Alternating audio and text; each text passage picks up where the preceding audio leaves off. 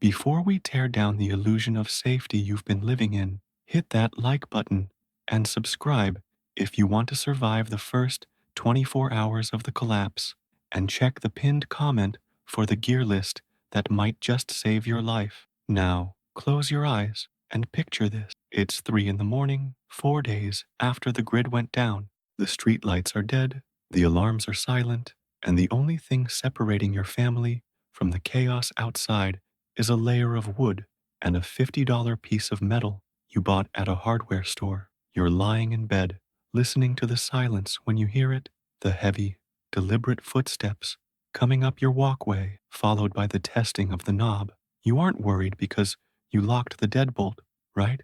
That click gave you peace of mind. But then comes the thunder, a single, violent kick that splinters the silence and your doorframe. Simultaneously, you hear the sickening crunch of dry pine snapping, the shower of drywall dust hitting the floor, and just like that, the sanctity of your home is violated. The cold wind rushes in, and so does the threat. You're scrambling for a weapon, heart hammering against your ribs, realizing too late that your locked door wasn't a fortress, it was a suggestion.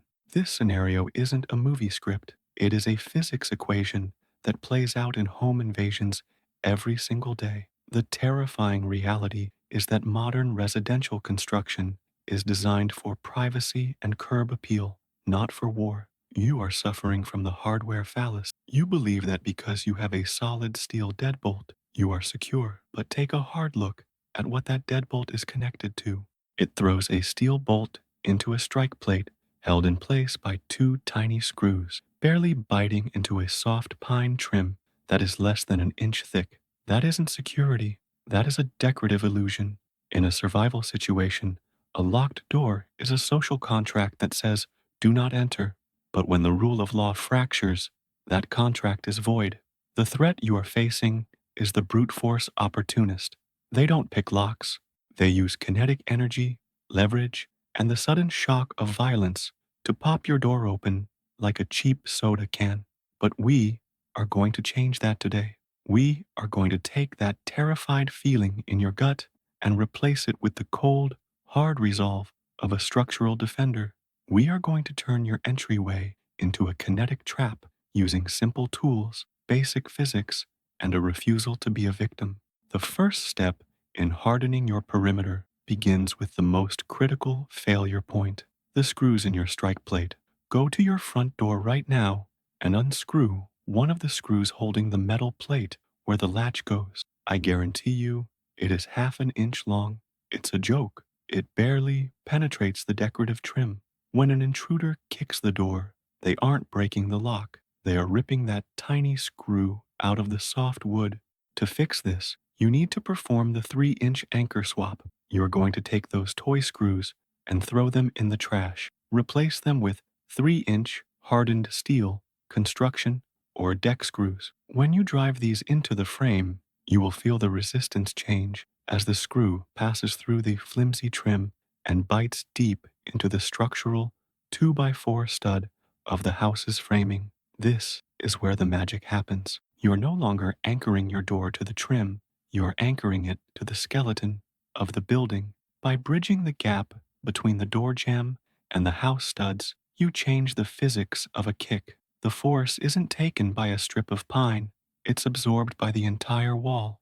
A pro tip here is to pre-drill your pilot holes so you don't split the wood, and do not over-tighten, or you will bow the frame and the door won't close.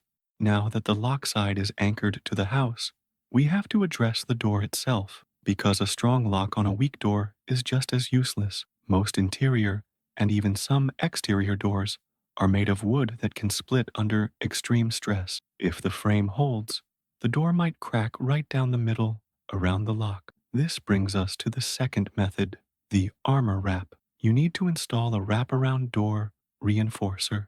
This is a U-shaped sleeve of steel or brass that slides over the edge of the door, covering the area where the deadbolt and knob are installed. You sandwich the wood of the door between two plates of metal. When an intruder applies kinetic force, that energy usually seeks the path of least resistance, which is the grain of the wood. The reinforcer acts as a shock distributor. It takes the concentrated energy of the kick and spreads it out across a much larger surface area of the door, preventing the wood from splitting. The expert edge here is to ensure you measure your door's thickness precisely, usually 1 3/4 inches, because a loose fit creates a rattle that gives away your position, while a tight fit turns the door slab into a monolithic shield. Most people stop there, obsessing over the lock side, but a seasoned criminal knows to check the hinges. If your door opens outward, your hinges are exposed, and all it takes is a hammer and a screwdriver to pop the pins and lift the door out. Even if your door opens inward, the hinge screws are just as short and pathetic as the strike plate screws. This is your third phase, the hinge side hardening. You are going to apply the same principle here as you did with the strike plate. Remove one screw from each hinge leaf on the frame side and replace it with a 3-inch anchor screw. This pins the door to the stud on the hinge side. But here is the real survivor's secret, the pin lockdown. You need to prevent the door from being lifted if the pins are removed or if the door is violently shimmed. Open the door and drive a heavy-duty screw or a thick nail into the frame, leaving the head protruding about 1/2 inch. Then drill a corresponding hole in the edge of the door itself. When the door closes, that screw head slides into the hole. Now, even if they cut the hinges off completely, the door cannot be removed because it is mechanically interlocked with the frame on the hinge side. You have created a vault-like connection that defies simple leverage. Let's move to active resistance measures. A deadbolt is a static defense. We need dynamic resistance that fights back. This introduces the concept of triangulation with the security bar jammer. You might have seen people propping a chair under the doorknob in movies. The idea is sound, but the execution is usually flawed. A wooden chair can snap. Instead, you want a dedicated security bar or a cut-to-length 2x4 wedged under the doorknob and anchored to the floor. The science here is the geometry of the triangle. You place the bar at a 45-degree angle. When force is applied to the door from the outside, it compresses the bar. Because of the angle, that horizontal force is converted into vertical force, driving the bar harder into the floor. The harder they kick, the tighter the wedge becomes. It uses the intruder's own strength against them. However, the expert edge here is traction. If you have tile or hardwood floors, that bar will slide and you're dead.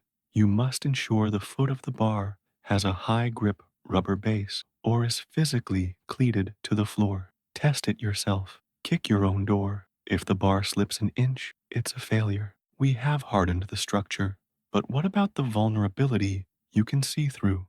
If your door has a window or there is a side light window within arm's reach of the lock, you have a massive breach point. An intruder doesn't need to kick the door if they can smash the glass, reach in, and turn the thumb turn on your deadbolt. This is the glass Achilles heel. You have two options. The permanent solution is to replace the thumb turn deadbolt with a double-cylinder deadbolt that requires a key on the inside. However, this is a fire hazard. If you need to escape during a fire and can't find the key, you trap yourself.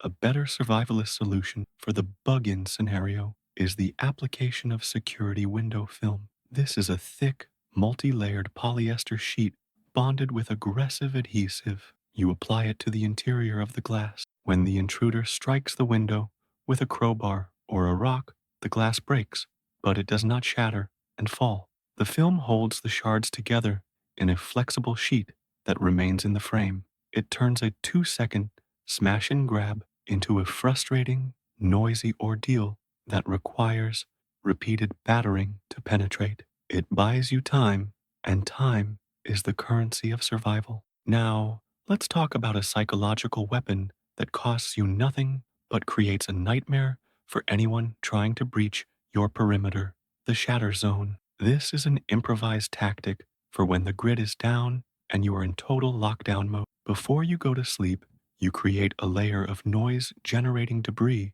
at the base of the door on the interior. Pile up empty glass bottles, tin cans filled with pebbles, or even crunchy dry leaves and twigs if that's all you have. The goal here is twofold. First, if the door is forced open even an inch, that barricade collapses, creating a chaotic, sharp crash that wakes you instantly. Second, it disrupts the intruder's OODA loop. Observe, orient, decide, act. They expect a silent entry or a quick kick. They do not expect a cacophony of breaking glass and rolling metal. That split second of confusion, where they are looking down at their feet to navigate the mess, is your window of opportunity to take control of the situation. It forces them to step over a field of sharp, noisy hazards, slowing their momentum and ruining their element of surprise. Finally, we need to address the one thing that destroys more defensive plans than any tool: human error. You can have the 3-inch screws, the steel wrap, and the security bar, but if you don't engage them, they are worthless. This brings us to the discipline of the night routine. Every single night, before your head hits the pillow, you must perform a tactile check. Don't just look at the lock, put your hand on it. Twist the deadbolt to ensure it is fully thrown. Tug on the door to ensure the latch has seated in the strike plate. Verify your security bar is wedged and gripping the floor. This ritual does something to your brain. It shifts you from passive anxiety to active responsibility. You aren't hoping you are safe, you are verifying it. The expert edge is to include a peep check. Cover your peephole from the inside. If you have a reverse peephole viewer, an intruder can look inside your house to see if you are approaching. Put a piece of duct tape or a pivoting cover over it. You control the visual information flow, not them. Resourcefulness, not expensive gear, is the key to survival. You don't need a vault door to survive a collapse. You need to understand the physics of violence and how to counter it. Let's go back to that opening scenario. The power is out. The silence is heavy. You hear the footsteps. The intruder winds up and delivers that massive, confident kick, expecting the wood to snap and the door to fly wide. But this time, the outcome is different. Boom. The door shudders violently, but it doesn't move. The 3-inch screws bite into the studs, transferring the shock into the bones of the house. The security bar drives into the floor, wedging the barrier tight. The intruder recoils, their ankle screaming in pain, their momentum totally arrested. Instead of the sound of splintering wood, they hear the solid, unforgiving thud of a fortified position. They are exposed, injured, and confused. Inside, you aren't scrambling in panic. You are awake, alert, and waiting because you knew this moment might come, and you built a system to handle it. You have stripped them of their power and claimed it for yourself. You have now graduated from a passive tenant to the master of your domain. You have looked at the weak points of your home and engineered them into strengths. This isn't about paranoia, it is about pragmatism. It is about refusing to let a half-inch screw be the only thing protecting the people you love. So, here is my challenge to you. Go check your front door, pull out one screw. If it's a tiny half-inch piece of junk, you know what you have to do. Don't wait for the lights to go out to start taking this seriously. Put the work in now so you can sleep soundly when the world wakes up to chaos. I want to know in the comments, what is the one weak point in your home security that keeps you up at night? Drop it below and let's figure out how to fix it. Like, subscribe, and stay ready.